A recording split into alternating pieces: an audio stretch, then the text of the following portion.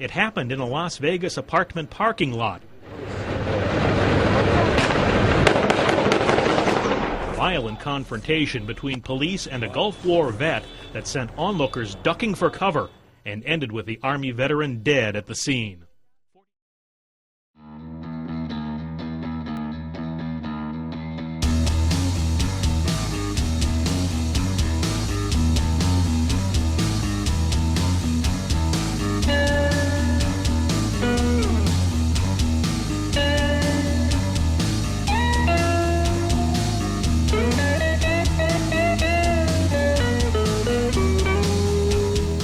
Good morning, this is Steve Sanson, Jim Jonas with another episode of Veterans in Politics.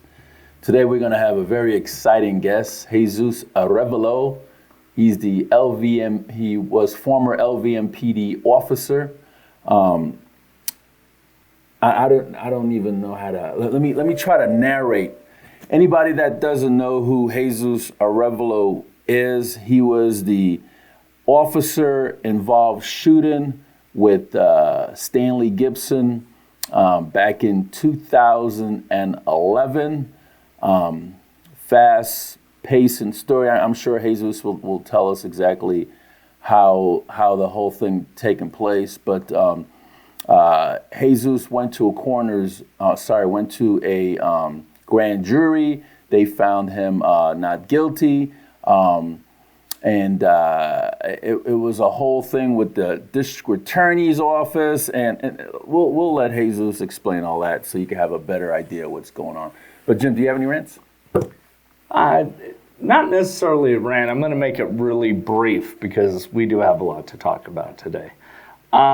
Just a couple things. First off, I do want to congratulate Jesse Law.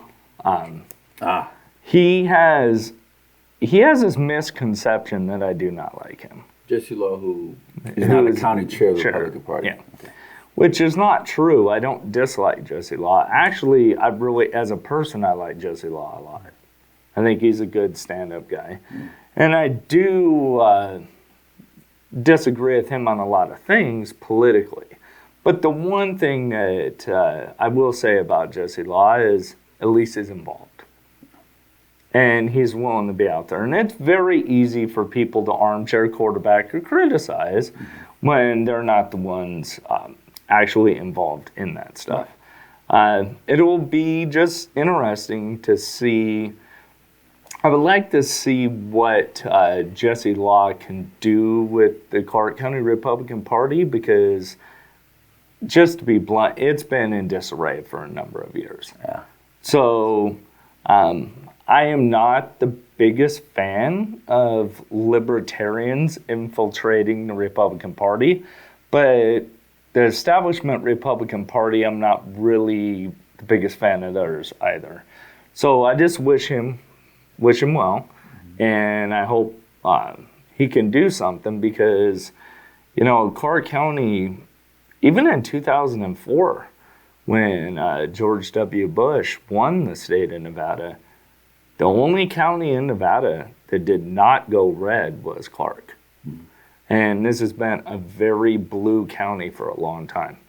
So I wish him well, and I hope he can do something that would get me excited enough to maybe get back involved in that again. But I just wanted to clear the record because for whatever reason, there's this misconception out there that I have a problem with Jesse Law, and I don't. I really don't. That's good. And I wanted to thank my bro Burke Hall for giving me this hat. Like it? Yeah, I do actually. You're actually wearing it straight. I know, it kind of curves. Yeah. Jesus. Yes. ¿Qué pasó? Not a lot. All right, give us a bio. Mr. Arevalo. Oh, myself? Yes. I'm a transplant. I got here about 1988. First moved over near Samstown, started off in a little 15-foot trailer. Me, mom, dad, and eventually my two brothers. And, in a 15-foot trailer? Yep, Kings Road Trailer Park. How long you guys lived there for? We were there for a while. Dad used to be a traveling car salesman, used to, work commission, and, we were there for quite a bit. And then from there, we went down near, what's it called? The old Nevada Casino on Boulder down there. And then we moved to this side of town, I want to say sixth or seventh grade year, went to Carson Middle School, graduated from Western High School in 1995.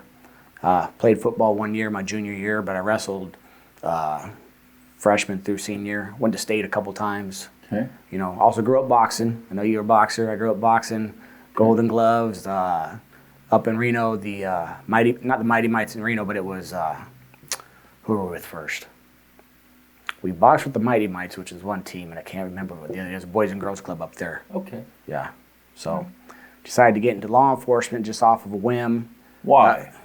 Why law enforcement? You know what? I never liked cops growing up, to tell you the truth. Going to Western High School, every time you're walking around getting profiled. I mean, I even got put on a hood one time just for wearing a white T-shirt and black pants and saying I was mad dogging a cop. And, you know, I was like, what? So, you know, just one day a corrections post popped up. You know, corrections officer, they paid good, all these benefits and stuff. And, you know, it was funny at the time I was kind of seeing a dispatcher. I sold her a car, and she's like, well, you should apply. I'm like, I'm like, I don't want to be a cop. She goes, well, you're not a cop. You're a corrections officer. You're babysitting people. I'm like, okay. So I looked into it, and I gave it a shot, and I got on. And then after like 2.5 years, I ran into a lot of people that I hung out with that were raised and from back east. And like, hey, man, you know how to talk to people. You're a good person. You know, you could probably make a difference out on the streets. So why don't you go to the streets? And I bought into it. I said, okay, you know, I'll go out there and make a difference. I'll be a cop, and, you know, I'll So you were a correction officer for 2.5 years before you were... Yeah, in CCD. I actually helped open the South Tower that they have now. Okay. So, and like I said, bought into the whole rah Metro, let's save the world, and became a street cop. And boy, I tell you what, it's not what you think. So when you first became a law enforcement officer, who was sheriff? I want to say it was Bill Young. Young. Yeah, Young. Okay. So that's a minute. Actually, no, it wasn't Young. It was Young? Keller. Keller was on in 2002. It was Keller because I remember the picture now. Me, little old me, next to Keller shaking his hand. So yeah, Keller's a big guy. He's a big guy. He's probably the last great sheriff that Metro had. All these other sheriffs, no, just nothing. You know, since Keller, no one's been behind any one of these sheriffs. So we had, and I've seen Keller many times. We had Keller, Young, Gillespie. Oh yeah. Lombardo. Yeah. And all of these sheriffs were endorsed by each other. Once I started paying attention, yeah. Keller was endorsed. Keller was endorsed by Lamb. Yes.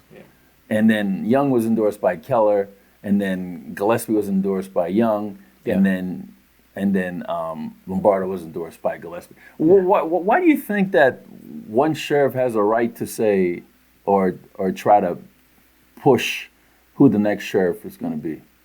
They shouldn't, but it's all politics, man. I mean, it's if you look at the election they had with Burns, and I still don't know how the hell he lost.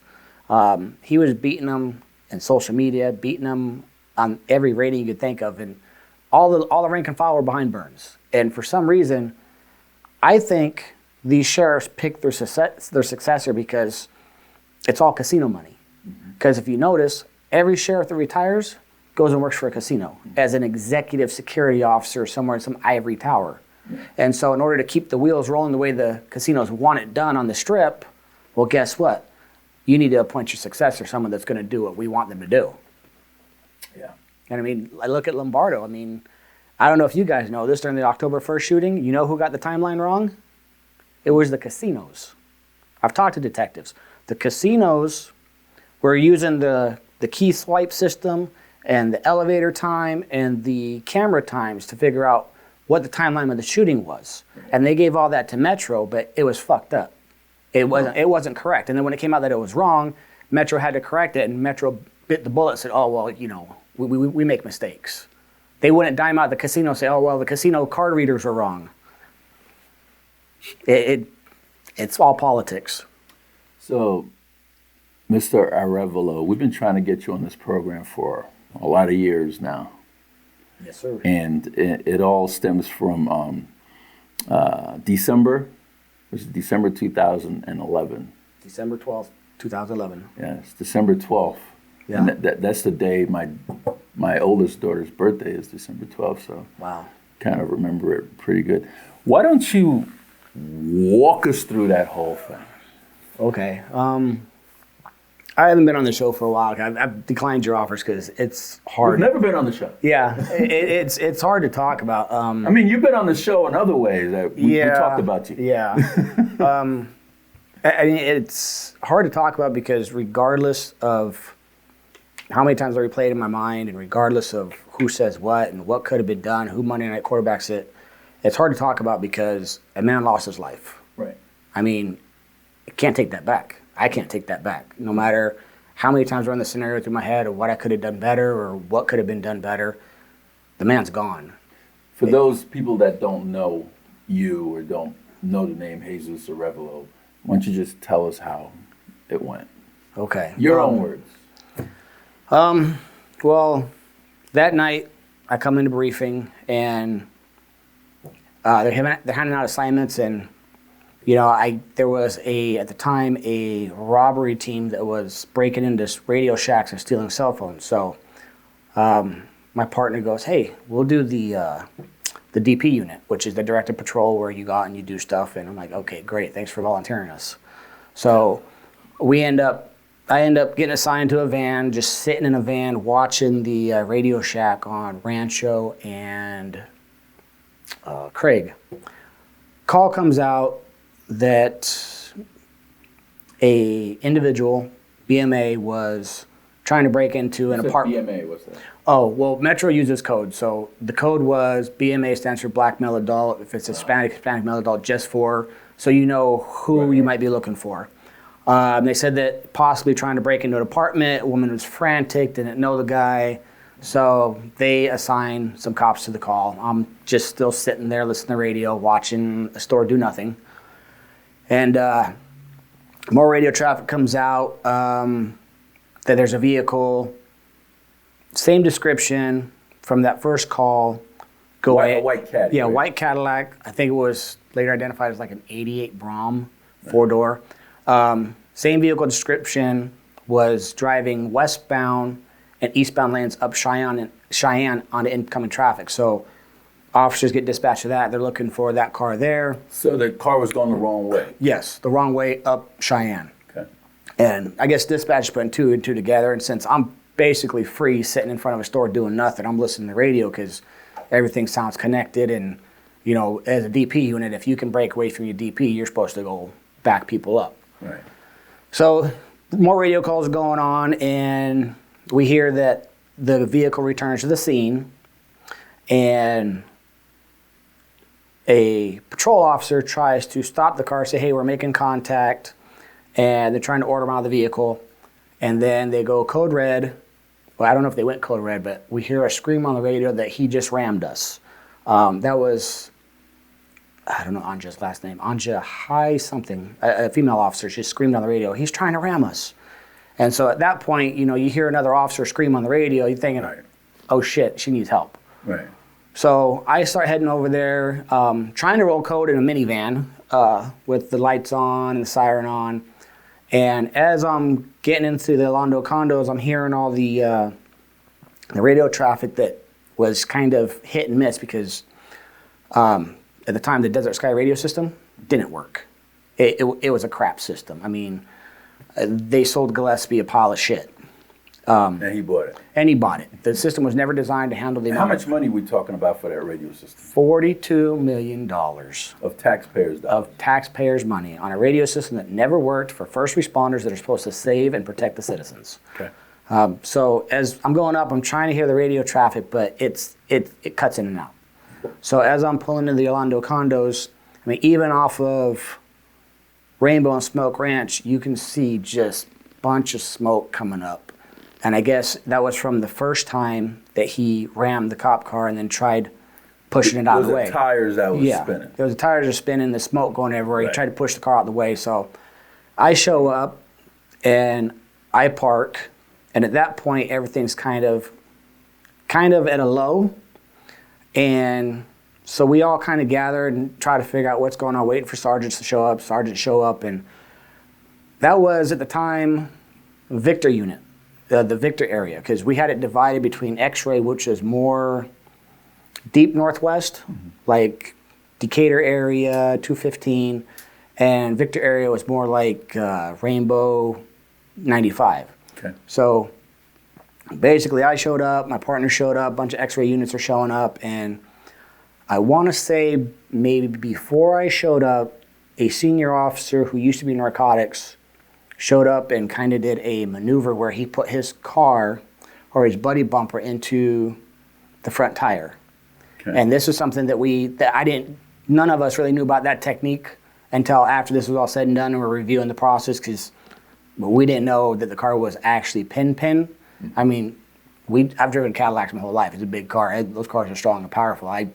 Who knows whether it was pinned or it could get out or whatever. But as we're sitting there, the sergeant's formulating a plan.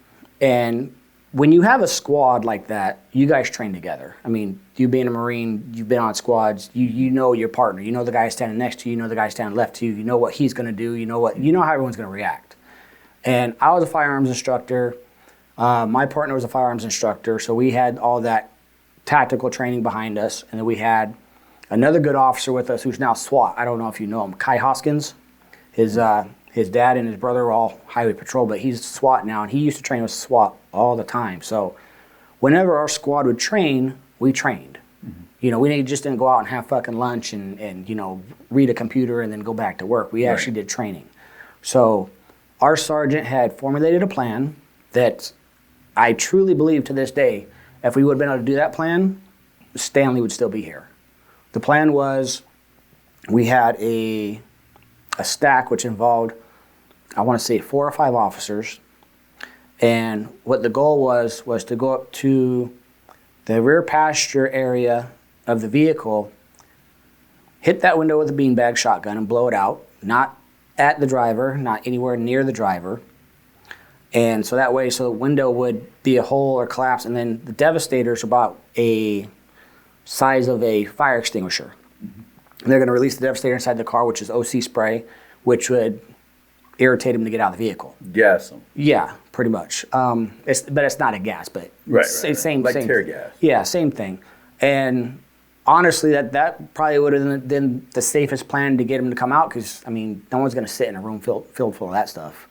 Could have safe and done, but this is while he's still sitting in the Cadillac. Yeah, while he's still sitting in the Cadillac. And during that time, we had updates like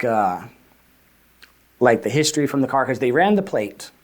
But you don't get the full history when you run a plate. You run a plate and you get the person's name, and then they take that name and they run it through the system, see if he's ever been arrested. And things that popped up were like, I want to say like the battery on the doctor from the VA. I think he may have had a battery with a deadly weapon. I don't know what that was, whether it was... And Stanley was an Army vet. Yeah, he was an Army vet, and from what I found out, going through a lot, this is the stuff this is the stuff that you can't find out when you run something. We didn't know that he was going through medical issues with the VA. We didn't know that he had brain cancer at the time. We didn't know that he had severe PTSD. The only thing that pops up is what he's been arrested for. His medical stuff, even the fact that he was legal 2000 doesn't pop up. Back then it didn't.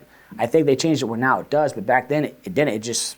We just know this is a guy in a car, he's got a past, and he's not listening to us. Right.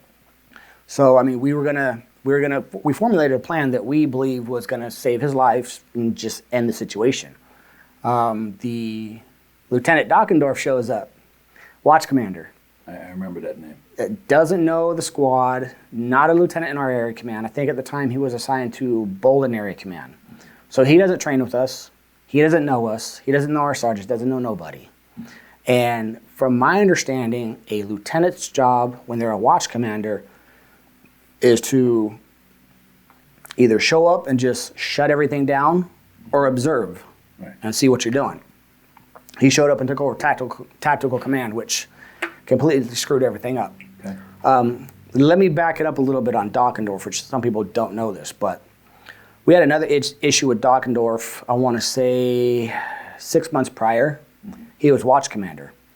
And you're going to love this. It's a total screw up. firearms detail, it was either firearms detail or auto theft detail, decided to use a confidential informant by the name of, I don't know, it was Sean something, but they called him Ghost. And this guy was a violent offender. Gun charges, stolen vehicles, but supposedly he had the intel on something. Well, they're monitoring this guy on a buy or on a deal or something. I think it was auto theft or firearms. And the guy bolts on him. High-speed chase from South Central Area Command area all over the valley, all the way to Northwest. This guy eventually gets on the freeway going the wrong way, doing like 100 miles an hour from about Craig Road, I want to say US 95 and like the Rainbow Curve all the way to like deep Northwest. Right. You know what Dockendorf said? What? Don't pursue.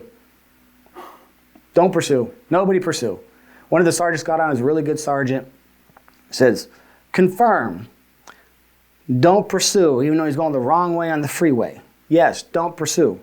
Sergeant goes, you heard it.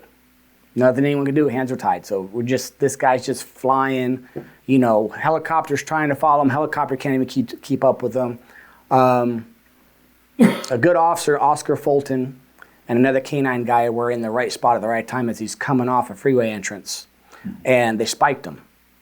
They ended up catching him, but Dockendorf was just willing to let this guy go anywhere and do anything and get somebody hurt. And that's the same thing he did in this situation. Okay. He came into tactical command. And from there, it just kind of all went downhill. Please keep going. Well, the radio system, like I was telling you, for example, we're all sitting here. With that radio system, I could call dispatch. You can't. You can hear dispatch. We can't. If we move to the right or to the left, that might change. The radio systems, sometimes... Should they have all these bugs with the system figured out before they put them in the field? You would think. And I want to say a couple months prior to that, we were still allowed to carry our old radio and the new radio. But Gillespie goes, no, we're going to make the system work. We don't want no more old radios. So we were mandated to use the new system. And the list of what this system didn't do is just, it was miles long. Right. A couple months before this, me and another guy, Officer Johnson, had a situation where we roll up on a domestic where I think the guy was a Nazi lowrider or Aryan Brotherhood who was just released from prison, beating the shit out of his girlfriend. I roll in there to back him up because he's by himself. I hear fucking fisticuff. I run in there. He's got his taser because Johnson's my size. This 8B'er is big dude, big young guy. I'm like, oh shit. He's got his taser. He says, I'm gonna tase you. He's trying to get on the radio, and couldn't get on the radio. And luckily the taser worked because he had taser, I had lethal. I'm like, it's a big dude. Both of us, I can scrap. I know Johnson can scrap, but it ain't worth it. Or someone's gonna get hurt. But luckily the taser worked, but the radio never worked. And that was the apartment complex on Lake Mead, just east of the Best of the West. I don't know what it's called, Silver Stream or something, but the radio systems were just shit. They didn't work. Okay. And you being a Marine, doing time in the service, during any situation, your lifeline is your radio. You need to communicate to command. You need to communicate to your fellow officers. You need communication. If you can't communicate, you don't know what's going on. You're in the dark. Okay. So at that point, we had a plan formulated where we were going to go up to the car. One officer was going to beanbag the window. At this point, you knew he was unarmed? No, we did not. We still had no clue whether he was armed or not, and that's a scary thing when somebody is either barricaded in a car or barricaded in a house. And that was the other thing. Let me back up a little bit, because a lot of people go, why didn't you guys call SWAT? Well, I found out we tried. Mm-hmm. We called SWAT, or one of the sergeants called SWAT. At the time, one of the sergeants who was in charge of SWAT, and I'm not going to say his name because I think he got fucking screwed out over everything too, but he had told dispatch that, hey, the lieutenant is already back in town. I'm no longer acting lieutenant. Find the lieutenant. They could never find the lieutenant, so SWAT never came out.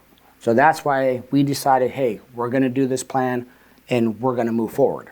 Okay. And like you said, at the time, we didn't know he was armed. We didn't know he wasn't armed. And that's the job. Okay. You know, you're going to go try to save this guy's life and end this situation, and hopefully you're going to bring him out safe, and all your officers and all your teammates are to come out safe, but you don't know. Right. But that's what you sign on for. And so the way the stack went was you had one guy up front with lethal, which was me. And the reason why... What were you carrying? I had an AR-15 Olympic Arms that was approved by the department. It was my own personal rifle because, I mean, they don't issue a rifle to everybody at that time. Still have that AR? No, I sold it. I went through a lot of money issues. I sold everything, filed BK on $500,000. Dude, I was living... The AR that killed Stanley Gibson you sold? Had to. I would have bought it from you. Had to feed my kids with it. I mean, there was one point where I was struggling to feed my kids. I had to get rid of everything, including 2 classic cars I had, a custom Harley. I mean, I didn't have... I want to stick back to the story. So, okay, where was I? So we had the plan together. Okay. Of course, whenever you go into the unknown, you got to have one guy up front. I was up front with the AR. And the reason why I was up front was also another thing. I was the only one with body armor. I had a throwover vest that could stop. How many officers were there? On scene, eventually, both squads. Squads are usually running light, so you probably maybe 10 officers. And you're the only one with body armor? At that point in the stack, yeah. It's very far and few in between because Metro doesn't pay for that. They pay for the bulletproof vest, which stops handguns. But if you want what they call a rifle vest or a ballistic vest that stops a rifle round for active shooter situations, you got to buy your own. Why wouldn't they pay for that? Budget. They don't care about their officers. It's all about budget. It's all about the bottom line. We were promised shields, for the ballistic shields, for the longest time since I could remember when I was working in Bolden when I first came on in patrol in 2005, and it never materialized. Every area command was supposed to have a ballistic shield for downed officer rescues and other tactical situations. Never materialized. And when it comes to the ballistic vests, I mean, you got to buy your own. And the same thing with the rifles. Not everyone gets a rifle. You got to buy your own. So if shit hits the fan, you don't want to be that guy that goes, "Oh hell, I'm hiding behind my car because I can't do nothing."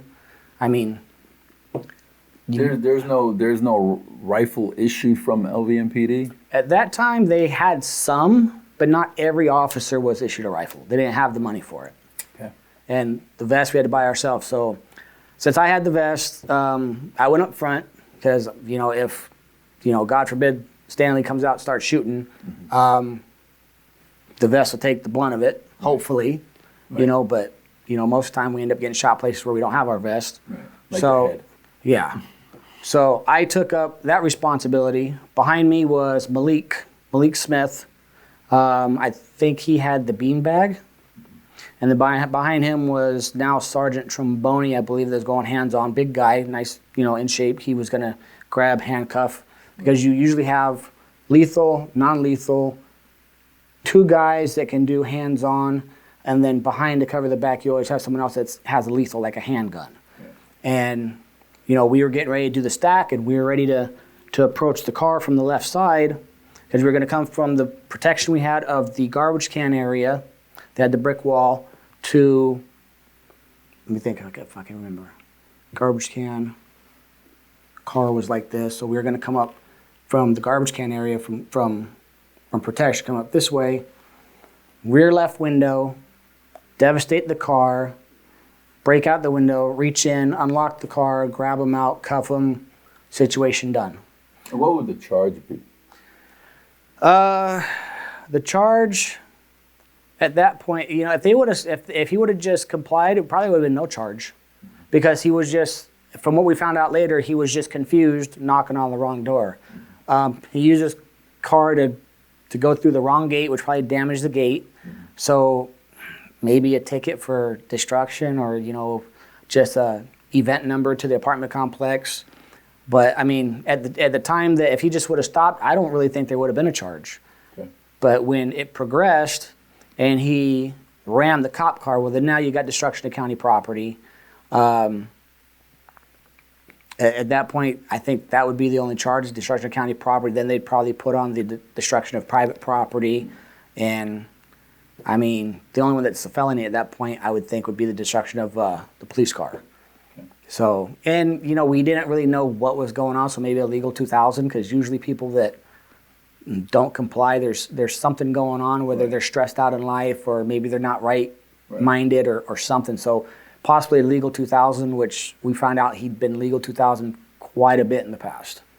So when we started our approach, the lieutenant shows up and just stopped everything. No, we're not doing this. Stop.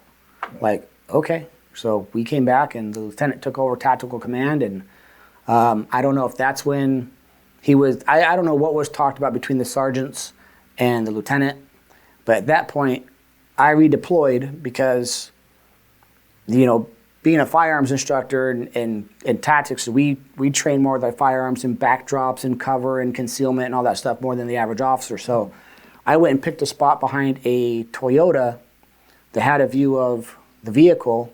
And I told my sergeant, I said, hey, if we do the plan again, come get me. I said, I'm going to redeploy over here. Is that okay? I asked permission. Is it okay if I redeploy and cover in case something goes on? Because you had officers from the front, which you had the backdrop of other officers, and then you had people from the back, which had cover, which had backdrop of officers. So the only backdrop that was good was over near the Toyota, passenger window of the Cadillac, and then beyond that was buildings that we had already evacuated.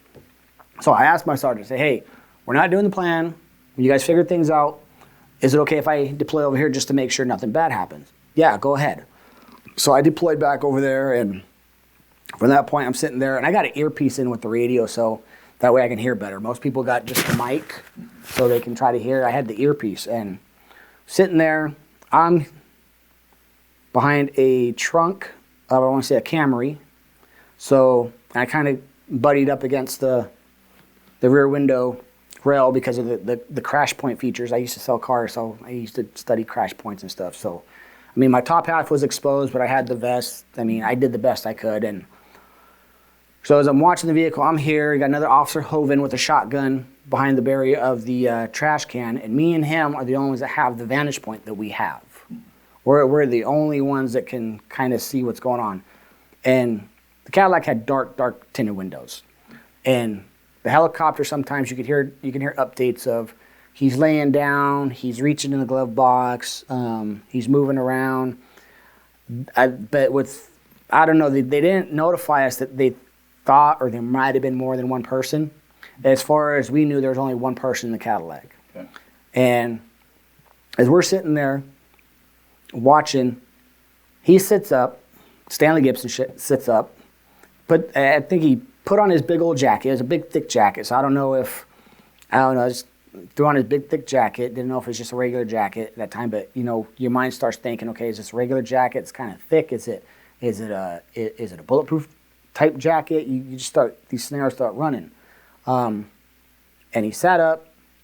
I think he looked out the passenger window, and he put the car in reverse, or he put it in gear, I believe it was reverse, and stomped on the gas. Tires start spinning, engine revving. I mean, the decimals between the engine and the tires squealing and the smoke. I turned my radio up, couldn't hear nothing. I'm within maybe 9 yards, and I can't hear nothing from the radio. The team, like the Cadillac's here, I want to say, I'm probably here, and the garbage can's here with the brick wall, and the other team's over here behind. So me and the other officer are just by ourselves, and as soon as that started happening, you got debris start flinging your way. And usually I grab... From the tires? Yeah, from the tires, from the asphalt, it's flinging, and, you know, the officer with the shotgun, he got behind the barrier, so he no longer has an eye on what's going on. And so I'm sitting there, and I'm trying to keep eyes on, but I'm getting smacked by debris, and I'm doing this motion to try not to take shit in the eyes.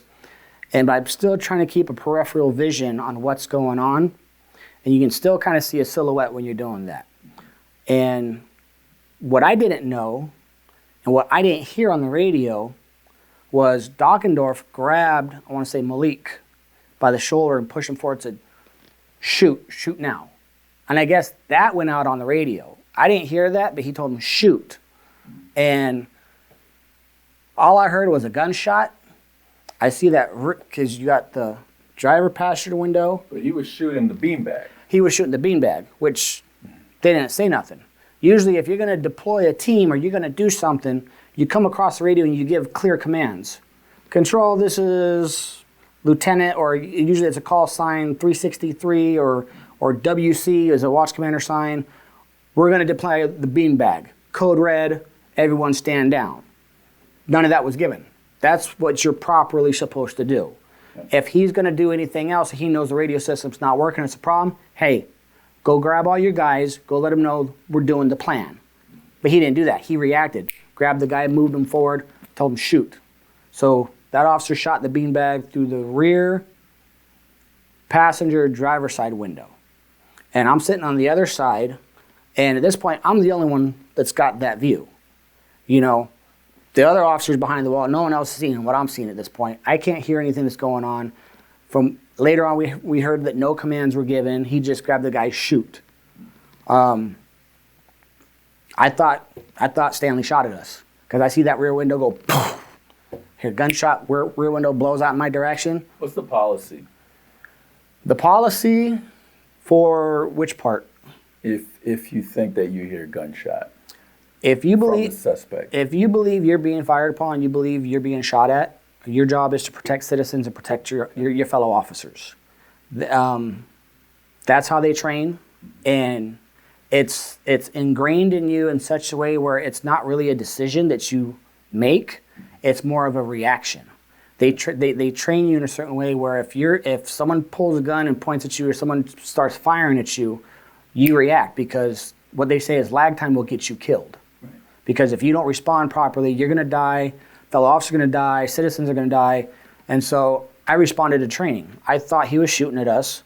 I returned fire, and then all of a sudden everything just went quiet. How many times did you shoot? At the time, I thought I shot once or twice, but when it was All over? when it was all over and everything came to light, I believe it was 6 or 7 times. 7. Yeah, 7. So what happened after that? After that, my instant reaction was I was pissed off. I'm like, why? Why the fuck did he shoot at us? Why? Why go that route? What the fuck? I was pissed because I thought he shot at us. I'm like, why force the issue? I mean, I was wondering what's going through this guy's head. What would make him do this? And then after they removed me from the scene, and I didn't know this for a while, but How did they remove you? the first thing that happened after that was Dockendorf walks up cussing. What the fuck? Just acting like an idiot. Takes his expandable and That's the baton. yeah, the baton breaks out the window that got shot through. Which right there, I mean, should have left it alone because I mean that's part of the scene. That's part of what's going on. He broke out the window. For forensics to decide, yeah. Yeah, and then I reacted the way I was just in shock. Every shooter gets removed away from the scene so that the supervisor on scene can start figuring out what's going on, make notifications and whatnot. And when they remove from the scene, I'm first was pissed, then I'm upset. I'm like, I don't fucking believe this. At that time, did you realize that Stanley was dead? No, I did not. Okay. I didn't. I had no clue. I was just, I mean, it's just a feeling of disbelief and shock. I mean, because like I said, it's not a thought process. I mean, nobody gets the job in police work or the military to go and use their weapon. That's just not what you sign on for. And when it happened, it's just like, it's a shock. It's like, wait, this really happened. What the fuck? And they pulled me away from the scene. They kind of sat me over near the van because my van was parked pretty far away. And then a fellow officer of mine who's a really good guy, been through a shooting, he comes up and he goes, hey. He goes, you all right? I said, no. He goes, just relax. He goes, sit down. He goes, you need anything? I says, so I don't know, man. He goes, you want to smoke? Because at that time I used to smoke off and on. Like when I'd drink, I'd have a smoke. He goes, here, have a smoke. So we're sitting there just smoking. And he's like, just relax. He goes, I've been through this before. He goes, just, run through your mind what you think happened, why you did what you did. And I was about to start talking to him. He goes, don't tell me. He goes, you need to You need to think about what you saw and why you did what you did and what happened. So I'm sitting there thinking about that, and then he comes back after checking with on sometimes. He goes, "Hey, it wasn't the guy in the Cadillac that shot at you." I'm like, "No fucking way." I'm like, "Who fucking shot?" He goes, "It was Malik with the beanbag." I'm like, "Well, who the fuck said they were gonna fire a beanbag?" He goes, "Bro, it's fucked up." He goes, "I don't know what to tell you." He goes, just wait till it all comes out. And that's when I found out that it was another officer that shot the beanbag through the window, which apparently came through that window and hit the window on the other side, making it look like someone was shooting out that back window. Because what I thought was maybe from Stanley sitting in the driver's seat, and we get trained that most people are right-handed. The majority of the public are right-handed. So right-handed shooters. Driver, reaching over the back seat, taking a shot. Okay? And when I found out that it was another officer, the beanbag, I mean, my heart just fucking dropped. At what point did you find out he was unarmed? We didn't find that out until well into the investigation. I mean, I didn't find that out till maybe the next day or two. Okay. Because at that point, they pull you away from the scene, Union comes out, Homicide comes out, and at that time, we had that whole, the Union had a beef with everything that was going on because... Was IA there? I believe IA is always on scene. I never talked to anybody from IA because they're not allowed to talk to you. Okay. When you first get in a shooting, you get that 48 hours to gather yourself before anybody interviews you. Oh, really? Yeah, except for on scene, they run you through a general of what happened. Mm-hmm. But because of the coroner inquest at that time being on hold because it was deemed unconstitutional, they just ran you through the basics of what happened, but they can't and weren't asking you any questions specifically about the shooting. So at what point did you find out that you killed Stanley Gibson? I want to say later on that night when EMS showed up, and then one of the officers told me, yeah, he's dead. And I mean... What was going through your mind at that particular time? Disbelief. Like, just... Did you feel cold or sweaty? I felt dead inside. My heart dropped to my toes. I just it's a horrible feeling. I mean, knowing that you killed somebody else. And this was 10 years ago almost. Yeah, almost 10 years ago, and I still have nightmares about it at night. So let's take it from there. What type of whirlwind transpired after that? Because I know it was a lot. Going real fast too. And that's one of the things that really screwed up. I was never able to, and this is what I'm told from doctors. Because you made history in Metro, by the way. Not a good history, but you made history. You want to know what that history is? Tell me. Was that the longest guy on admin leave? Yeah, you were in admin for a while. How long were you in admin for? Over 22 months. And that's paid administrative leave? Paid administrative leave, yes. Because the coroner's inquest was on hold. And you're the first officer to go to a grand jury indictment over a shooting. Yeah. And that was from Steve Wolfson. Yeah. Yeah, I actually am the only officer, I think, to date that's been through 3 different type of legal trials. And for full disclosure, I remember talking to Steve about this incident, and I remember when he was, I believe he was appointed as the DA, mm-hmm. and then he had to run for retention the following year. Mm-hmm. I remember mentioning that maybe the officer should go before a grand jury. Mm-hmm. That way, keeps the pressure off of him instead of him making that decision. Let the grand jury make it. See, I kind of got a bone. So tell me about the secret grand jury, by the way, because I love to know about that secret grand jury, because nobody knows who was on the grand jury. I never attended. You never attended the grand jury? I didn't attend. I didn't want nothing to do with any of this situation. So they said you did attend, so what happened? No, they offered me, they go, do you want to attend? I said, nope. So you didn't attend the grand jury? Because I mean, the whole thing just, I didn't get any proper help after the shooting. they say, oh, you know what, it's part of the job, and you push through it, and go see the psych, and but from the get-go, I don't know if you know this, my shooting was the very first shooting after the RJ had got done with their 5-day news article on how cops in this town just shoot everybody, just kill everybody. Mine was the very first shooting after that, so the spotlight was just boom. And well, it didn't help Gillespie any, because he came on right after that shooting. He came on. He did a press conference saying that the officers that Stanley Gibson uses vehicle to ram officers, and for the officer's safety, he passed. Yeah. And then when that video came out, there was no officers around. It was just the car, Stanley Gibson's car, and the 2 patrol cars, one in the rear and one in the front. Yeah. And there was no officer safety.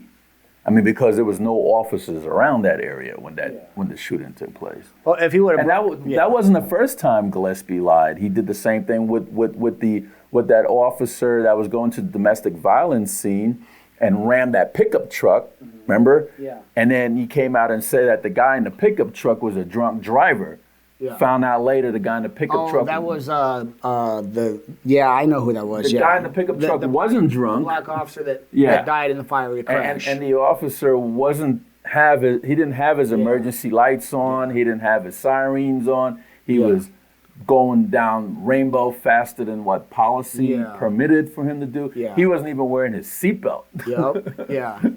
Yeah, I wish I could remember his name, because he was a good officer. He was a very good guy, very well liked, very squared away. What happened to him was a shame, but like what you're saying is true. Gillespie had the habit of, I'm not going to say it politically, I don't care. Gillespie had a issue of popping off at the mouth before he had all the facts straight. Yeah. I mean, you would think that as a head of an organization that big, that you would tell the press, wait till I get all my facts, and I'll let you know. Exactly. Brand new briefing room, brand new building that they bought that they shouldn't have built during the crisis, by the way. And they decide, I'm going to have a press conference. It's not even 24 hours. You don't have all the facts of what happened. Why would you have a press conference? Just like after the officer crash, right after you have a press conference, be a leader. Do your job. Let your people do their job and inform you. And take at least 48 hours. I mean, the officer gets 48 hours before being interviewed by anybody, because they say that the FBI stats say that if you interview an officer in a shooting right away, they're going to miss things, or things are going to get mixed up or jumbled. But if you wait 48 hours, they can kind of compile what happened and go through and give a more accurate, detailed description of what happened. So if that's what officers are doing, why is the top cop in Metro given a speech or an interview less than 48 hours? Right. I mean, they don't do that anymore. They wait for all the investigation. Now they say, hey, guess what? This is what we found out. This is what happened. But Gillespie was just always interview after interview. Did you go before the use of force board? I had a bunch of processes. Tell us. In 48 hours, I went and talked to homicide, because at the scene they go, do you want to talk to us or not? I said no. I said, I'm going to wait for my union reps. Okay, fair enough. So then we go to the area command, and mind you, we were waiting on scene. They moved us all to the clubhouse of the Orlando condos, and we didn't get back to the station till about daybreak, and we're a graveyard shift. So that whole time, you got to stay exactly the way you were. So I'm wearing this 40-pound plus vest the whole time, sitting around, which, you're military, wearing that type of pack or whatever, it's trying to breathe, sweating your ass off. Yeah, so by the time we got back to the substation, they're counting down all the rounds. And they're like, okay, how many rounds in every one of your mags? And with the mags, and we've always gone off of what they say, you want to leave at least 28. You don't want to do full 30 in case it jams. You leave that little bit of spring so it doesn't jam. So I usually do the 28. I won't do the full 30. Yeah. So I told him, I said, usually 28. And so did the countdown. I guess I was off by one. I said, well, maybe that one had 27. So they did the countdown. They go, so do you want to give us a statement? I'm like, no. I'll wait for my union rep. So then after that, 48 hours went by. Union rep gets a hold of you. Says, well, actually, Peep was the first step in and said, hey, how you doing? You're going to go see this doctor. You're going to talk to him. You need anything, call me. It was Mary Lou at the time. And then you go to sit down with homicide, talk to him for that 48 hours, and you explain to them what happened from your point of view, and you lay all that out. And then it goes to and this was the process that Larry Burns created, but he did not create it for the purpose it's being used now. It was the Critical Incident Review Team.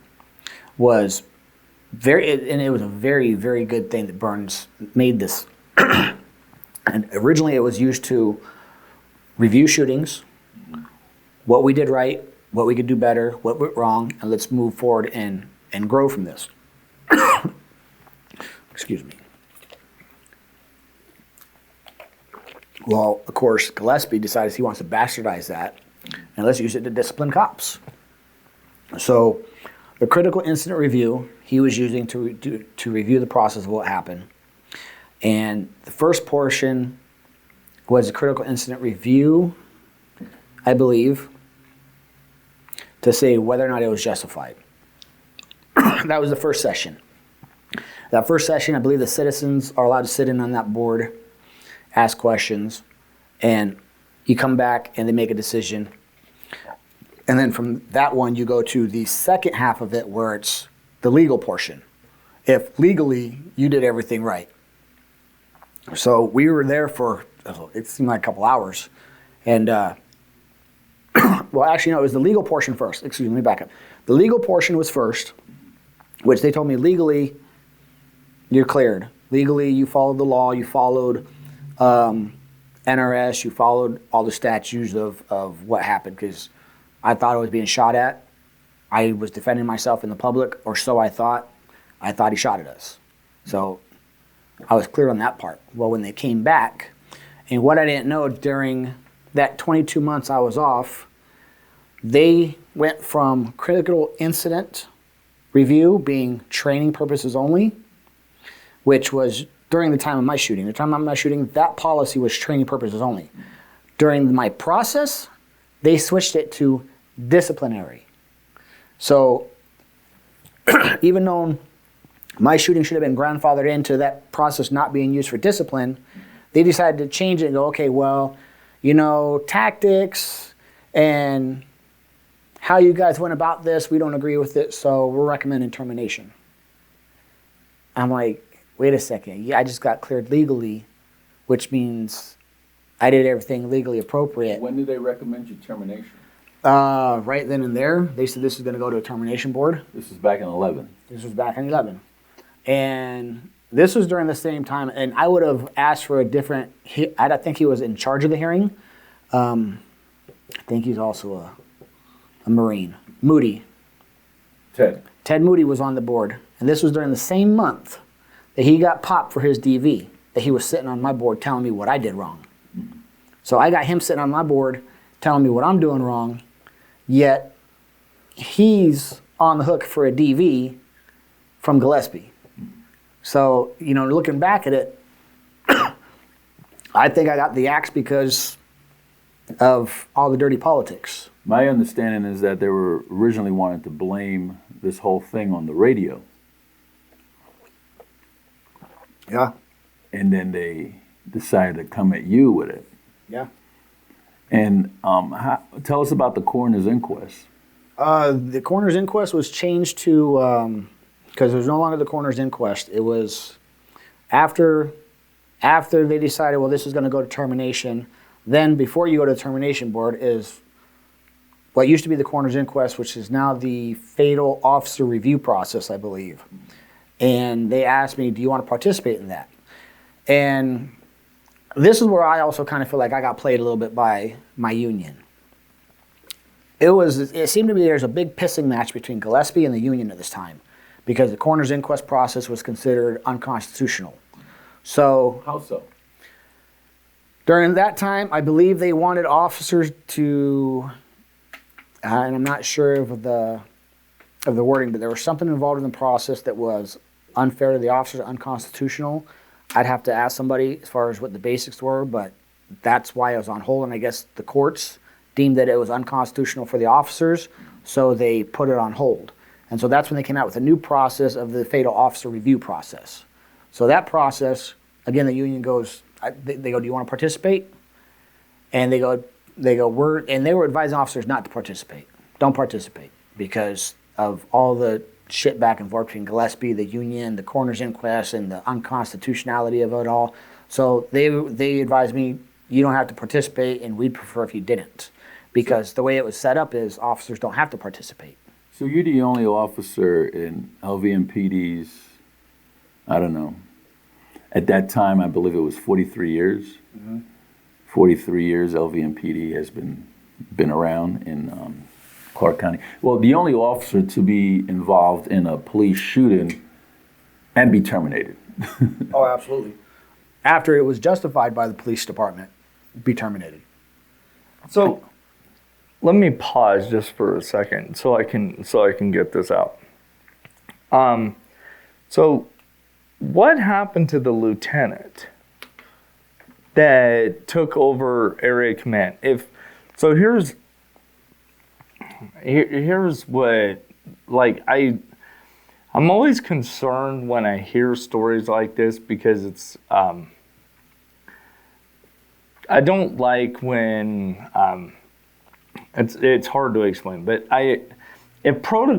there's got to be these protocols set up for a reason. So if the sergeants already had a plan, then this lieutenant comes in and he just takes over command. Was there any disciplinary action against him at all? Or was he questioned at all? Like, why would you do that? Yeah, he was questioned. He got demoted all the way down to patrol. But he is now a man still died, but a man died because of the decisions he made, and they demoted him from lieutenant to patrol. But right now, I believe he's a sergeant again, and somebody told me he's sitting on the lieutenant's list. So 9 years later, he's in line to be a lieutenant once again. Okay. And what about the sergeant? The sergeant's a good guy. Mike Natuick, sometimes we had our differences, but good officer. He was a good detective, great sergeant. He was all raw Metro. He did what they wanted. He was pro Metro. He's like, yeah, okay, bosses want this. We're gonna have to do it this way, guys. But I understand. I mean, he was a great guy, good lieutenant, good chain of command. When it was all said and done, he got disciplined. I don't remember what he got hit with, but when it was all said and done, they moved him to the command center, the main building down there on Martin Luther King. yeah. And they told him, this is your new office. I think it was like You took him off the street? yeah, it was like an 8x10, 8x12 office. And I kept on him. I'm like, Mike. Sounds like a cell. Yeah. and I talked to him. I'm like, well, what are you the sergeant of? He goes, and he said something I've never heard of before. It's like, it sounded like it was a made-up division or something. I said, well, do you do anything? He goes, no. He goes, I sit here all day. I'm like, so you don't do anything? I said, why can't you go back to the streets? It's a waste of tax dollars. Yeah. So he ended up retiring because, I mean, you're not going to sit in a cubicle all day and do nothing. He retired. So this $42 million desert communication system, whatever happened with that? Oh, you're going to love this. I even pulled that up this morning. My shooting was December 12th, 2011. And I remember that month. Almost a year later, October 29th, 2012, a story comes out that Metro sued and dumped the radio system. That they said originally caused all this problem. Yeah. But guess what? There's a gag order on that, and you can't find out. With all the transparency that Metro is supposed to have, you can't find out what was settled. But after they got their money back, they went to Motorola. And I think they put a gag order on it at that time because they were trying to they did. They laid the shooting at my feet. But yet they used the shooting, the Stanley Gibson shooting where a man died, to say, look, your radio system doesn't work. It got somebody killed. To get their money back. To get their money back. And they put a gag order on it. To get their $42 million back. Yep. Got their $42 million back, shit canned me. But Stanley Gibson's life was worth $1.7 million to the widow, right? Yeah. And $500,000 to Stanley Gibson's mother. Yeah. Highest payout to date. Do you think that's those dollars are sufficient? I don't think any dollars are sufficient when you lose a loved one. It just, and you know, it's like Metro just kind of didn't take responsibility, just said, well, fuck, here's your money, move on. And this officer, we're going to crucify him. But Metro never stood up and said, hey, our radio system failed, mistakes were made, we apologize. So after that whole shooting, what happened to Jesus Arevalo? What happened to your life? What changed? Everything. Like I said, on most times, you know, people say that in shootings, Metro's there for you and your squad's there for you and the doctors are there for you. I went straight into protection mode because they came at me fucking double barrel. Well, you got to understand that. But before the shooting of Stanley Gibson, you had Eric Scott shooting. You had Trevon Cole shooting almost back to back. Those two, you know, and then the Stanley Gibson shooting. Yeah, right after the 5-day article from the Review Journal. So, I mean, I was just, man, they fucking hammered me from the get-go. And, I mean, the doctors they send you to, they don't help. You know, and then after I ended up getting terminated, well, you didn't get terminated. You did get terminated from Metro, but you also picked up a disability package. Well, yeah, you got disability for shooting and killing Stanley Gibson. Well, it sounds horrible saying like that. I did a disability because I wasn't sleeping. Okay. I couldn't get out of my head. I couldn't get any help. Metro would not give me any help. I'd go to the doctors and I'd talk to the doctors, and you know, of course, at that time I was going through a divorce. So what I was told by a real doctor was, "Dude, you're avoiding the situation." I said, "Wasn't the doctor supposed to pull that out and talk to me about it?" And I wasn't sleeping. You know, I just didn't feel like I was getting any help. I couldn't sleep. I kept seeing it over and over in my head. Kept seeing it on the news. Kept running scenarios in my mind, and I mean, I just told myself, I can't do this anymore. You know, I could have fought it and got my job back, maybe been in a cubicle for 5 years, but I mean, when I signed on, I didn't do it for the money. I didn't do it for the oh, hey, I'm a cop, look at me. I mean, I did it because, you know, I believed in going to the streets, making a difference, helping people. 6 months before this, which I don't think I've ever told anybody, a couple partners know. 6 months before this, I ran into a kid that was Airborne Ranger. We're on Ann Road, this truck comes screeching off the freeway, runs the light, almost swipes the car, takes a left on Sky Point. I'm like, what the hell? So we light him up and pull him over. And he jumps out the car real quick, and we're on gun. We're like, what the fuck is with this guy? Young kid, just stacked, built guy. And he's like, you don't know, man, you don't know. You know, when your sergeant tells you to do something, you do it. Doesn't matter if it's kids, doesn't matter. I mean, he's just rambling. And his sister gets out, don't shoot him. He's ex-military, he's having a bad day.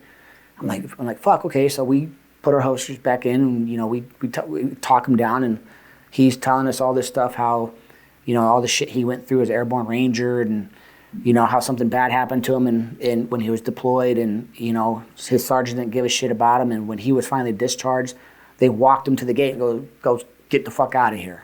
Made him walk to the bus depot. And he was just having one of those days where we could have DUI'd him. Fucking motor shows up and goes, hey, is he DUI? I said, he's had a 4 Loko or 2. I said, but I'm not going to do him for DUI. Why aren't you going to do him for DUI? It's because I don't have to. I said, obviously, guys, something's going on. And I called for an ambulance, and I legaled him. And I tried to send him to the VA, but the VA doesn't accept, at that time, legal 2000s. So he got legal 2000s. And they don't accept ambulances either. I didn't know that. Yeah. But see, I tried. And I even called the guy's father, because it was the father's truck. He came up and he goes, yeah, man. He goes, I appreciate it. He goes, he spends all day in his room listening to music. He goes, they just did him dirty. So, I mean, I sympathize with him, and I was like, you know what, this guy doesn't need to go to jail. This guy, he's obviously got issues going on. He served his country. You know, something happened to him. He needs help. So I was hoping I'd get him help. But after everything happened with me, before all this stuff happened to me, I really didn't understand PTSD. I didn't understand that stressful situations can disturb you in such a way that you can't sleep, that you just can't grasp why. You can't, it really just tears into your life. I mean, for 5 years, I mean, it was kind of a mess. I didn't drink when my kids were around, but when my kids weren't around, I'm retired. I drank. How much was your disability, or is your disability? Well, not a whole lot now that my ex-wife stole almost $500 worth of my disability. When it was first given to you, how much? When it was first given, about $2,500 a month. Yeah, so I went from making almost $100,000 a year to collecting $2,500 a month. Ended up filing BK on $500,000. Lost custom dyno wide glide Harley Davidson.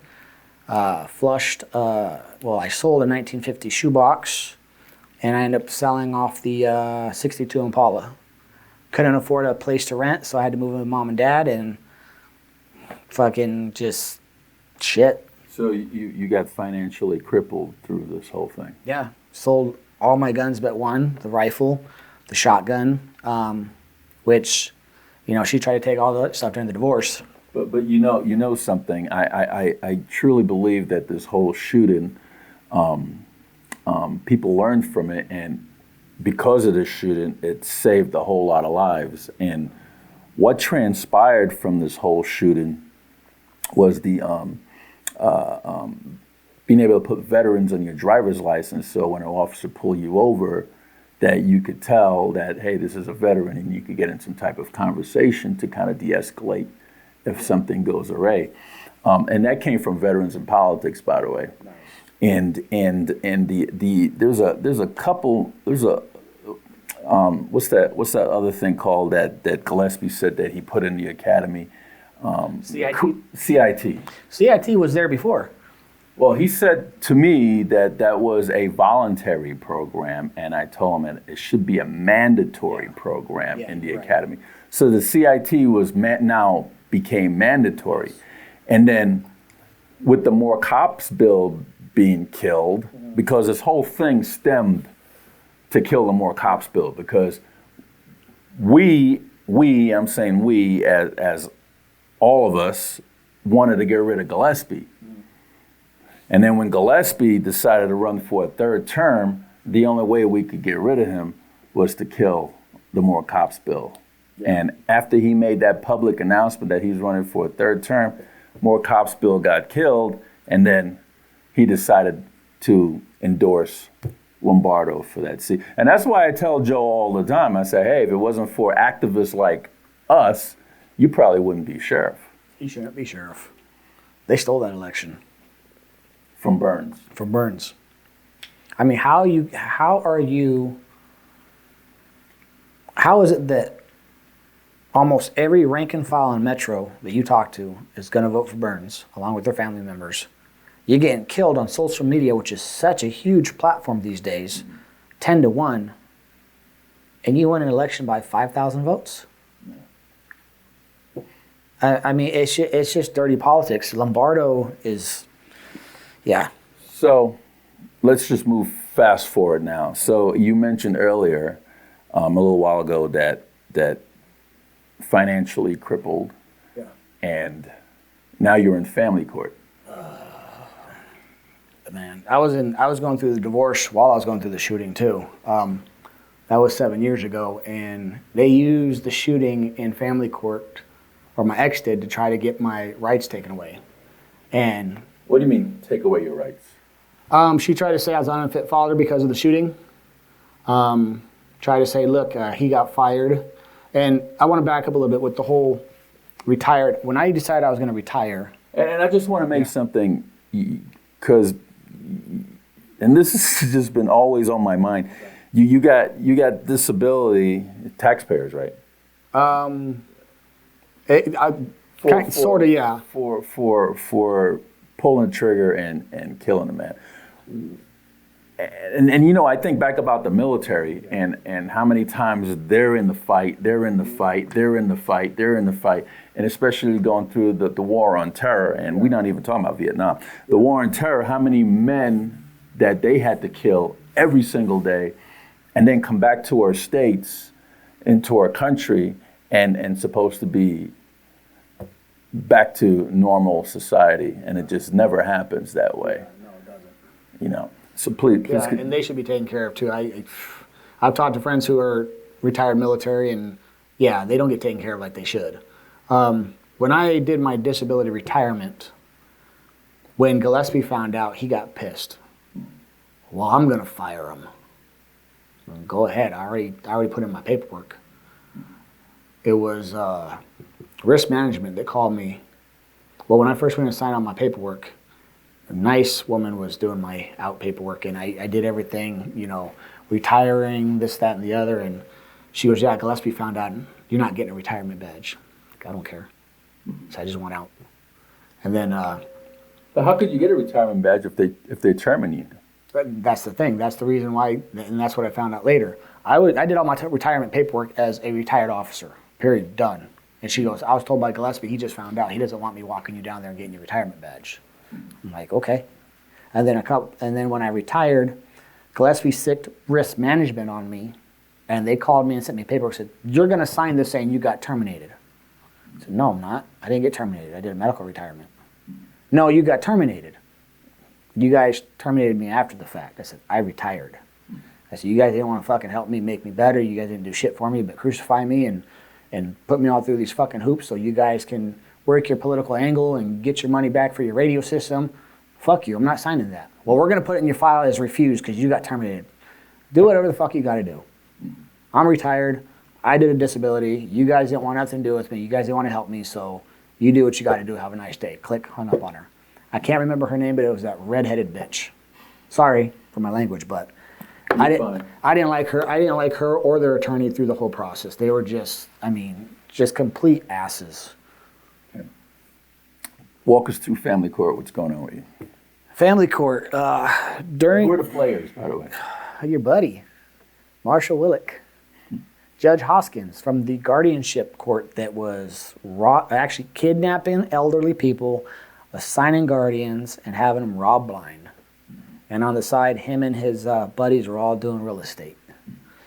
Borderline's the same thing that got Judge Jones locked up for. Oh, absolutely. I've watched the guardianship movie. It made me sick to my stomach. I got elderly parents. It's how do you do that? The courts are issuing letters that are never going to these elderly people to say, hey, you have a hearing. You can bring an attorney, your next of kin to this hearing. Notices are being issued, like say, for example, if I was elderly, they send an issue, they supposedly send me a notice saying, hey, you need to appear in court, guardianship court. I never get the notice. They have their court date. They take my rights. They show up to my door with a caretaker, hey, we're taking you to an elderly home. Now we have all your stuff. This is what Judge Hoskins and Hearing Master Norheim were doing. Should be in fucking prison. But yet now he's sitting in family court. 50% overturn ratio at the Supreme Court level. Government official that's wrong half the time, who's already been shown that he was robbing people. And these are the people we keep on the bench. These are people we keep voting back in. Or don't even have an opposition when the election time. And because of the judicial review process that doesn't do shit, you cannot even recall a judge because that's the process. Complain to them and they're going to go, don't do that again. But they're not going to remove them. I mean, look at who is harder right now. Bankruptcy fraud. They want the AG to defend them. I mean, you can't make this up. Yeah, I mean, even when I say it out loud, it doesn't make sense. But I mean, it's really fucking happening. Yeah.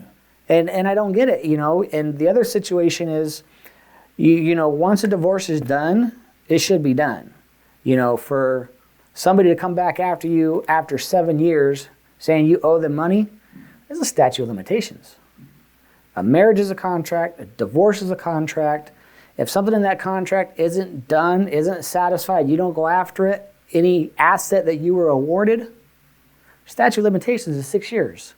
But these judges don't care. You know, they got their buddy Marshall Willick stepping in there and, oh, that's wrong, and I'm the greatest. And tell us about Willick. Oh, God. Willick is, in my opinion, one of the biggest criminals and crooks I have ever met. I mean, he will stand up in court and boast and brag how he's the only one that knows what he's doing. He's the only one He's a qualified. narcissist, that's for damn sure. Yeah. And he'll bully these judges into doing whatever he wants. You can go in there for one situation that's not even in the motion, that's not even part of the motion, and he'll bring it up, and the judge will go, okay, yeah, you can have it. It's like, what the hell? And then when you bring an attorney against them, the judge will yell at your attorney. Are you pro se or are you represented by counsel? I started off pro se because I've been a father's right and family advocate for 24 years. I started this back when I was 20 with my first daughter and was part of Equal Rights for Divorced Fathers. And so I've been through this quite a bit and did fairly well back in the early 2000s or late 90s, 2000s, when a single unmarried father was not getting rights. Well, was getting rights, but wasn't getting split physical custody. It was almost unheard of. I had split physical custody and joint legal custody of my oldest daughter when she was in elementary school, and that was unheard of. You know, the first go around, I had a friend, fine, I got her thrown off the bench because of her antics. And then Del Vecchio, after seeing everything, he goes, Del Vecchio's goofy. He's made some different choices, but Who got tossed off the bench too for having sex with his stepdaughter or something like that, right? yeah, I think she was of age at the time, and he was already not seeing the mom anymore. But it was And we're talking about a family court judge. yeah. So yeah, but he did the right thing, and he saw that I already had my daughter half the time. It just wasn't on paper. I say, look, I know we were never married, but hey, I have my daughter half the time. Why can't I have on paper split physical custody? Right. And they gave it to me. I mean, so that was unheard of, and I've done fairly well all the way up until my original divorce, which she first hired Abrams, Vince Mayo, little weasel, in my opinion. I want to say in my opinion so they don't think I'm trying to defamation or anything. You know, they can't suck blood out of a rock, but... And this is a free country, and you're entitled to your own opinion. Even God gave us free will, right? Yeah, absolutely. And the thing is, you know, when she went to Abrams the first time, you know, I told my ex, okay, even when we're getting divorced, I said, look, nobody in their right mind, no judge in their right mind, no matter how much you pay, is going to allow you to leave Nevada in a divorce with the child to Iowa. So it's not going to happen. The Abrams group convinced her, yeah, we can do it. We can get it done. They charged her almost $70,000. Jennifer Abrams, Vince Mayo, charged a single mother who was going through a divorce, at that time was working part-time in the caregiving section at the church, $70,000 on her credit card. They don't care. All they see is money. These attorneys. Right. They want to financially rape you. They don't give a crap about your story. They ain't compassionate or sympathetic to your needs or cause. They just want that green stuff in their bank account. That's all they care about. Yep. Yeah, absolutely. And at the time, I used Valerie Fuji because I was still working. And Valerie, nice lady, love her to death. She's got her quirks, but she's awesome. Her and her paralegal Teresa. And I think I paid them almost $23,000, and then I had to go on my own because I told her, hey, I can't afford you no more. I said, Vince Mayo, eventually, you know, I was still dealing with him, but I said, you know what? I don't think I'm going to lose my rights. It's already been decided. I'll just keep going on my own. And I actually beat Mayo hands down in the last hearing before he dropped my ex. And the way these attorneys do it, they'll just throw all kinds of bullshit your way so you try to explain yourself out of it without any type of evidence to support what they're saying. So you can respond, and so your attorney bill will go up. Yeah. And then you just break and don't want to deal with it anymore. So they could get their way. They try to break you. They'll write motions that are this thick and put every NRS in there they can, full thing, because the more pages they write, the more money they can charge you. Even if the NRS don't even make sense to what they're trying to say. Yeah, absolutely. But so you have to go research it now. Yeah. Oh, that's what Willick does all the time. It's a freaking scam. Yeah. Willick will put things in there from California, Tennessee, Texas, all kinds of other states to try to get his point down and his point across. But guess what? This is Nevada. Those cases don't matter. So that split decision you made to pull the trigger cost this whole shitstorm. Yeah. and now you're in family court. Yeah, well, it ran hand in hand. I would say if I didn't get in the shooting, I probably would have been able to handle the divorce better. You know, we even tried to reconcile at one point, but I was dealing with so much. I told her at one point, I said, you know, because she came back while she was living with, and I don't know how many people know this, while she was living with Steve DeLeo, her recently deceased husband, she was still coming over to my house. Yeah, God bless his soul. Yeah, yeah, poor guy. She was still coming over to my house trying to work it out with me while she was living with Steve. And she's like, oh, well, we're just roommates. We're just roommates. And I found out, no, they weren't just roommates. She was dating Steve the minute she moved in with him.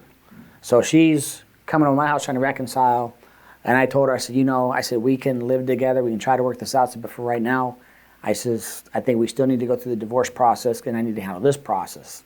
She wasn't having it. So, yeah, trying to deal with the OIS, which is an officer-involved shooting, and a divorce at the same time is maddening. So if you had to do it all over again, Mr. Arevalo, what would you do? I would have stayed there and watched the Radio Shack. I wouldn't have done a damn thing. Just stayed there and watched the Radio Shack. And anything else you want to say that we haven't covered? Yeah, with family court, I mean, I've been dealing with family court for 24 years. And I mean, I don't know if you know all the shenanigans going on. It's, you know, it's been bad in the past, but what's going on now is it's just flat out criminal. I mean, you got judges that are not following the law. You can sit there and put all the law in your paperwork. Say, look, this is, they don't, yeah, I'm being told that Hoskins doesn't read motions from pro per people. And they don't even know, they don't even follow rule of evidence, so. No, they don't. There's NRSs that support certain things, and when you point out to him, he'll tell you you're wrong. And his code of conduct blows my mind. From day one, getting yelled and screamed at, threatened to throw me in jail. And the last hearing, this is him. When you talk to a judge or you're in front of a judge, judges are usually composed, right? This is him. When I start talking, what the fuck is that? And then, don't want to hear you. And then he cuts me off. Wait, hold on. Wait. What? Well, you're not listening to me and what I want to hear and what I'm like. What I want to hear. Yeah. And then he tells me, well, you got 5 minutes. I only scheduled an hour for this. You got 30 minutes. Oh, wait a second. It's like, don't I have a constitutional right to put my case on record? I mean, it's. I mean, after, because I watched The Guardian on Amazon, and the star was Chuck Hoskins and John Norheim. I mean, after you watch that, you got to ask yourself, why is these two individuals still sitting on the bench? And then, you know, with Matthew Harder, perjury, bankruptcy fraud, mortgage fraud, all the evidence to support it, and you ask yourself, why is this guy still on the bench? And then people want to know why the judicial system is so corrupt. That's because you don't do a goddamn thing to change it. I got a really good theory on all that. And all it revolves around real estate, and it involves Joe Lombardo.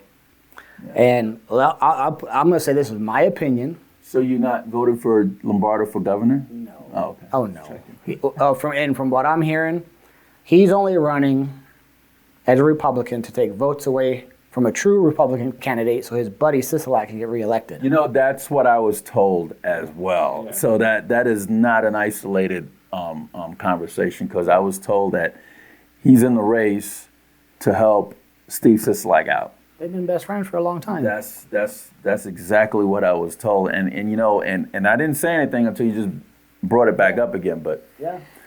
The other thing about family court that's sickening is, you know, and the same things happening in family court that happen in guardianship court.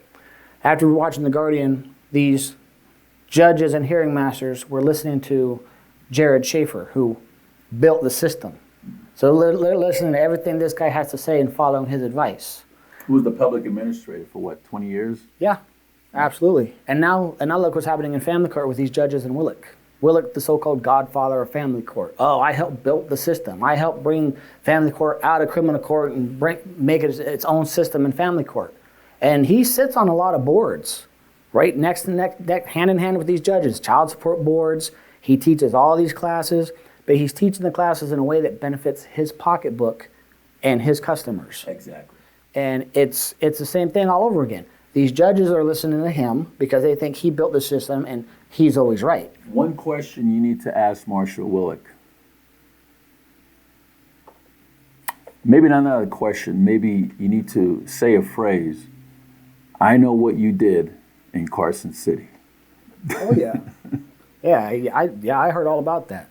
You know, am I allowed to say it? Being that you can say whatever you want to say. What I heard was he was caught pleasuring himself in a ladies' dressing room in a major department store up in Carson City. Maybe had a couple drinks in him too. Well, explain a little bit more because I didn't understand what you're trying to say. Okay, in plain terms, I heard he was jerking off in a ladies' dressing room in a major department store in Carson City. And that when he got caught, he had friends of his knock it down to a misdemeanor, what was it, disturbing the peace or something? How old were these people he was watching? I didn't hear any specifics about him watching anybody, but obviously, I mean, I don't know if you're going to go in and do that to yourself without looking at anybody. But yeah, that was, from what I hear, a lot of years ago, but never put it on his application to become a lawyer. And and to be perfectly honest, would you? Yeah, no. But I'm not justifying the behavior, but I'm saying, okay, come on, like you would actually put that on an application. But the other disturbing fact is look at his partner, Richard Crane. What is he, a Tier 2 registered sex offender? Henderson caught him up in a sting where he was trying to sleep with little kids. And Marshall Willick helped get him reinstated in the state bar. That guy now has his license back to practice law. And wasn't he working for the Willick Law Firm? He still is. He was working for them then. He works for them now. He runs... Well, you send pictures of your kids to this Willick Law Firm and you have a registered sex offender working in there. Yeah, because 80%... Makes sense to me, family court. Right. Yeah, I know, because 80% of, and I might be wrong with the percentage, but about 80% of family court cases are always someone's bringing up some alleged abuse, and these photos are going to a registered sex offender. What's even worse is this. Richard Crane is a Tier 2 registered sex offender, a felon, and he runs Quadro-Masters. So when Quadro-Masters sends subpoenas to police and fire or any other Nevada employer for PERS to rob you of your pension, this felon is getting social securities, date of birth, where you live, where you worked, if you worked narcotics, if you worked undercover in robbery, if everything, all your information that's supposed to be a safety issue. Right. You know, but a felon's getting all this information. And Nevada PERS doesn't care. The other thing Nevada PERS doesn't care about that I'm having an issue right now is back in 1993, they went to the legislators and they put AB 555 as a bill. That's what put in NRS 286.6703, which is specific language that has to be in a qualified domestic relations order in order to split what was earned during marriage. And they're supposed to reject anything that doesn't meet that language. A draft goes up there, and this was also screwed up. Someone could put a draft quadro against your account without you ever knowing. And you won't find out until it's approved. And that's how I found out. And once it was approved, I'm reading the stuff, I'm like, wait a second, this language shouldn't be in here. There's language in there like, and this is all standard for all his quadros. So I'm not being specific about mine, but all his quadros standard, from what I've talked to other officers, are he puts in a pay date in there, like by the 1st or the 5th of the month, that PERS doesn't pay out like that. He also puts in there that if something happens to the PERS, that the participant is responsible for still paying the ex-spouse, which is also against NRS 286. He even goes as far as getting your address wrong. PERS don't care. It's like, wait a second. There was, during that hearing, and I pulled this, and this is what's funny. Marshall Willick loves to talk and loves to write legal briefs. He put in one of his things he wrote, minutes from that 1993 legislative session. where the then Deputy Attorney General put in there that they can reject court orders that don't meet 286. And the legislator goes, well, how can you do that if it's signed by a judge? He goes, if it doesn't meet 286, we can reject it even with the judge's signature, because PERS wasn't a party to the lawsuit, meaning PERS wasn't a party to the divorce. So if it doesn't meet 286, they're supposed to reject it, but they're not. They're accepting it. They're saying it's okay. They're sending it to a judge to get signed. And in some cases, the judges will sign these in less than 10 days, denying people their, 7 or 10 days it is to dispute any court order. And they get sent back to PERS, and now you're losing your money. And they're not even, Willick has all these things, and you know about this, the military and the disability he went after. And all his cases where he went after the disability for after the military, he puts in there a case, Powers via Powers, Nevada. Powers via Powers, Nevada was a law enforcement officer who did a medical retirement disability. And it states in there that when there is a disability component in a retirement, that disability component is that person's sole and separate property. What's left over is divisible. That's it. Yeah, he was going after service-connected disability benefits that the IRS doesn't even tax. Mm-hmm. Come on, if the IRS doesn't even tax it, nobody should be able to touch it. Yeah. You can't levy, you can't bankruptcy, you can't do any of those things to it.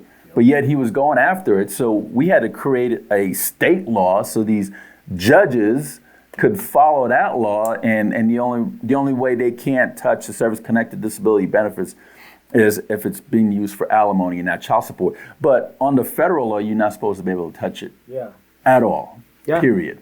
Yeah, Done. Well, I don't know why it takes a state law to tell these judges to follow the federal law, but that's how it is. And then you brought up about Marshall Willick in Carson City, and my understanding is what I heard, that he was clerking for a Supreme Court justice in Carson City. He walked into a J.C. Penney, and there were 2 minor females in there, and he was masturbating to them. That's what I heard. Yeah. And if he would want, and he got the whole thing sealed somehow. Yeah. And if he wants to bring it up, maybe we could get it unsealed and find the arrest report and find all whatever the criminal aspects. And I know J.C. Penney took their security had a report that they filled out as well. And these are all the things I heard. Do I have any documents in my pocket? No. But you know what they say about smoke, right? Oh yeah, where there's smoke, there's fire. Yeah. Absolutely. So no, I don't doubt that one bit. I mean, I've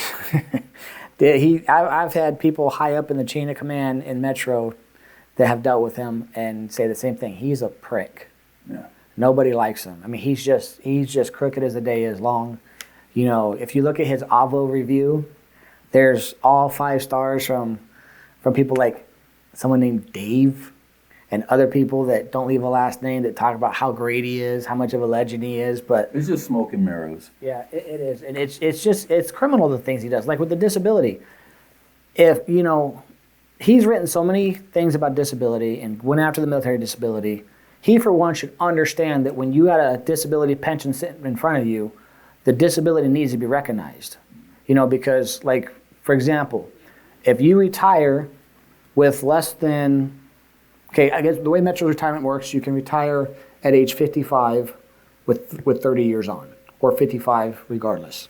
But if you retire before that, you get penalized 4% per year. But when you're unable to do the job anymore and you're disabled, your disability that you get approved for by the board covers that penalty. So whatever that percentage is, it's supposed to be your sole and separate property. Yet he'll ignore unless you're his client. Well, Mr. Arevalo, thank you so much for coming on the program. It was an overdue interview, and thank you for finally deciding to come on and do it. Although it's been 10 years in the making. I'd like for you to look into the camera and final last words, whatever you want to say, and if you want to give a point of contact, you can. And